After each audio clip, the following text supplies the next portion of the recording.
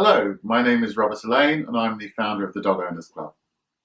Today I'm going to be talking about a very important issue, one that I get asked about a lot, and some of you will probably already be having problems with, which is recall, getting your dog to come back when you call it. Why won't dogs come when we call them? I think there are several reasons why this happens, but the key is we start it right from puppyhood, convincing our puppies that actually lots of other things are much more interesting than us. If you look at dogs as an animal, whether it's wolves or living in a social group of animals, look at any other social group, as soon as one calls the others, they all come straight away. Nobody refuses to come. Nobody says they're busy doing something else. So why doesn't that happen with our dogs? And I think it's because right from when they're little, we teach them they don't necessarily have to. And often when we call them, it's not really very interesting. So as soon as you get your puppy, start grilling into it what its name is. If there are several people living in the house, practice being in different parts of the house, calling the puppy backwards and forwards, and always encouraging it and rewarding it with something that it would want when it gets to you. So if it's a puppy that's very motivated by people, make sure you give it lots of hugs and kisses and strokes. If it's a food motivated puppy, when it comes to you, give it a stroke first, then give it food. It's ideal if you can always try and remember to stroke and touch the dog before you feed it, so that it learns to look forward to the stroking and the touching, because they're a precursor to the food. If you give the food first, what you often find then is by the time you want to touch him, he doesn't want to be touched anymore because he's busy eating. So try and get into that routine. But by calling him back and forth lots of times every day, you're conditioning him that whenever somebody calls him, he should get to them as quickly as possible. But I think where it all really starts to go wrong is when we start taking our puppy to the park. And there's so many things that are more appealing than us. So we take our puppy out on its first walk. It meets somebody on the street it's never met before. They come over, they make a huge fuss of him. We stand there letting them fuss him because we want him to be social. But he suddenly starts to realize that all these people out there, they're obviously just out there waiting for him. And that as soon as he comes out, they all want to pay homage to him. So very quickly, he becomes really interested in other people. He's jumping up, he's grabbing their clothing, he's clawing their legs, doing all these sorts of things that we don't want our puppy to learn. When I take my puppy for a walk, I don't want strangers to stroke him. We tell our children, don't talk to strangers, don't have anything to do with strangers, don't take sweets from strangers. With our puppies, we do exactly the opposite. And then we wonder why our dogs are obsessed with strangers.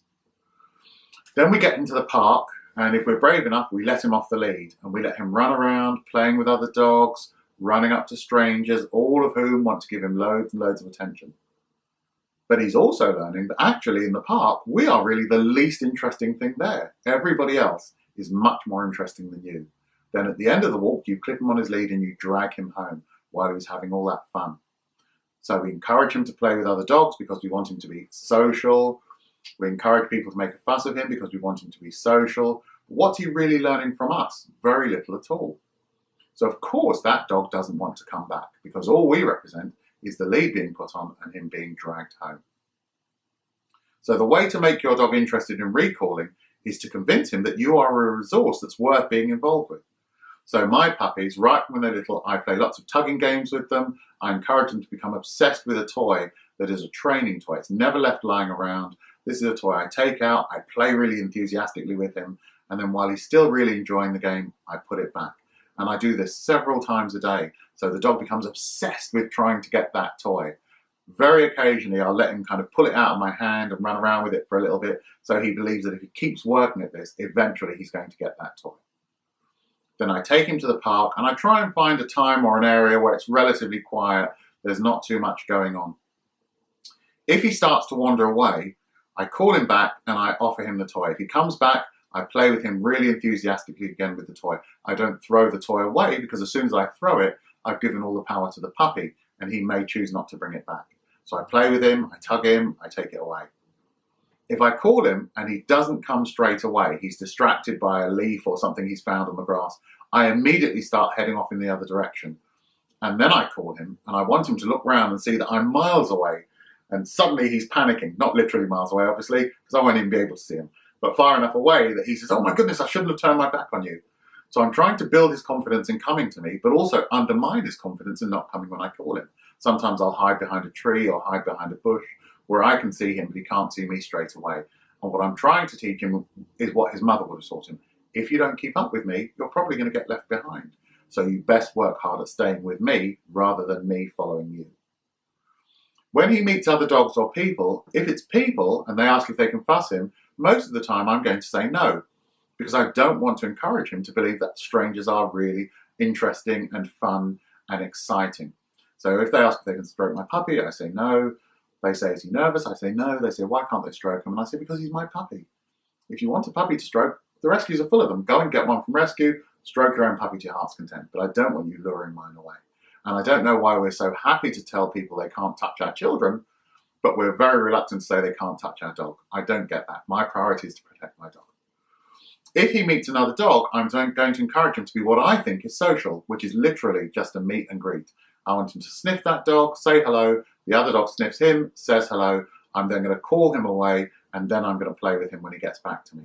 So I always want him to be thinking, I am the most fun that he can possibly have. But I know a lot of owners find this a very difficult concept to accept because they love to watch their puppy playing with other dogs and roughhousing, and they think, oh, it's so lovely to watch him doing that. And for me, I say, well, that's up to you. If you really enjoy that so much, you can't bear the thought of missing out on it, then by all means do that. But you're probably going to have a dog who doesn't recall because he's learning that other dogs play with him in a way that you never do. You're never going to be rolling around in the grass and tugging him with a stick in your mouth and chasing him back and forth like the other dogs will.